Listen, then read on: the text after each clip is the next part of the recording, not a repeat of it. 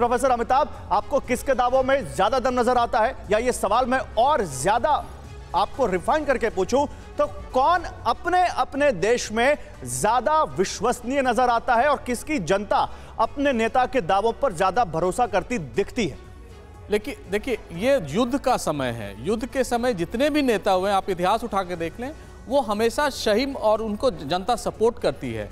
बर्बाद Zelensky Ukraine को कर रहे हैं। मेरा व्यक्तिगत मानना यही है कि कोई भी बड़ी शक्ति से जब आप लड़ते हैं, भिड़ते हैं, तो इसके लिए आपको प्रिपेयर्ड होना पड़ता है। आपने पूरे यूक्रेन को खंडहर में तब्दील कर दिया। एक स्टेट्समैनशिप क्वालिटी जो आपसे एक्सपेक्ट की जा रही थी वो आप में है नहीं। आप हर बार वो प्रोवोक करके, न वार्ताएं करके, एक वेस्टर्न प्रोपेगेंडा का पार्ट बन के आप रूस को ख़त्म करने पे लगे हुए हैं, जो आपके बूते के बाहर है।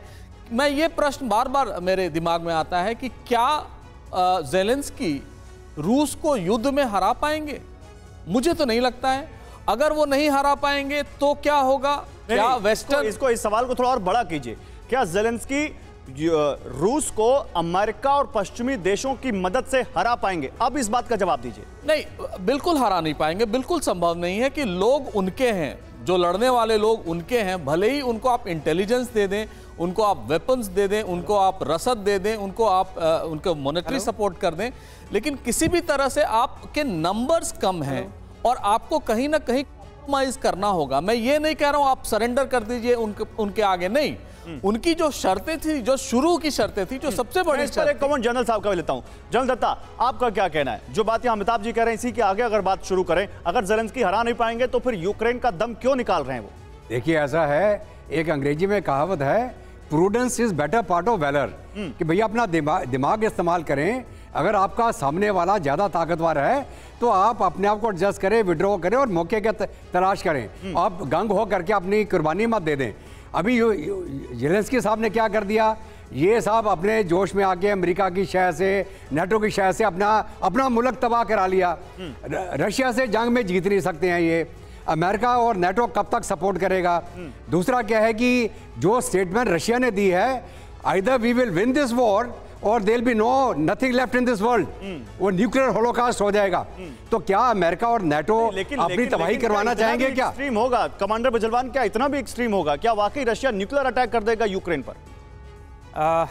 देखिए, कहते हैं कि प्रेम में हारा हुआ प्रेमी और युद्ध में हारा हुआ जनरल कुछ भी कर सकता है। जब वो जब उसके ईगो पे बात आती है तो हो सकता है रशिया के पास सारे वेयरविदॉल्स हैं, उनके पास ऐसे मिसाइल्स हैं, ऐसे एटॉमिक वेपन्स हैं, न्यूक्लियर वेपन्स हैं, जिससे वो पूरी दुनिया को तबाह कर सकते हैं। और अगर वो अपनी कहे पर आए, जो उन्होंने कहा है कि इधर we will win this war और विल, तो 2023 में अब हम लोगों ने एक ही चीज़ नहीं देखी क्या? वो भी देख लेंगे, न्यूक्लियर हमला भी देख लेंगे क्या? हो सकता है, नथिंग इज इम्पॉसिबल।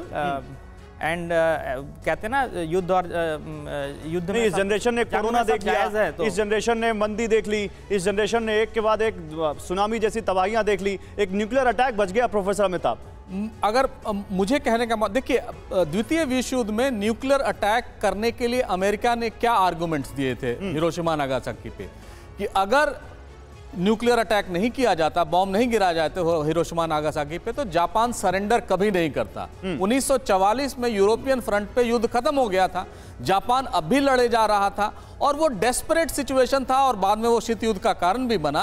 लेकिन इस टाइप का आर्गुमेंट देके हैरी ट्रूमन तो निकल गए, बॉम्ब गिरा के युद्ध खत्म करा दिया। अगर डेस्परेशन में अगर रूस न्यूक्लियर अटैक करने की बात कर रहा है तो उससे इनकार नहीं किया जा सकता। न्यूक्लियर बॉम्ब क्या है? न्यूक्लियर बॉम्ब कोई ड्राइंग रूम में रखने की चीज तो है नहीं, उसका कहीं ना कहीं डेटरेंट के तौर पर अब तक इस्तेमाल होता आया है। लेकिन डेस्परेशन में जब देखेंगे कि कोई इसका हल नहीं निकल रहा है, याद आ रही, there is always a first, और न्यूक्लियर अटैक तो फर्स्ट भी नहीं होंगे, ऑलरेडी दुनिया ने देख रखा है। और आपकी बात बिल्कुल सही है कि आप न्यूक्लियर बॉम्ब कोई बना रहा है तो चाहे डिटरेंस के लिए बना रहा हो, लेकिन क्या पता किसके दिमाग में कौन सी सनक चढ़े और कौन सा सनकी क्या कर दे।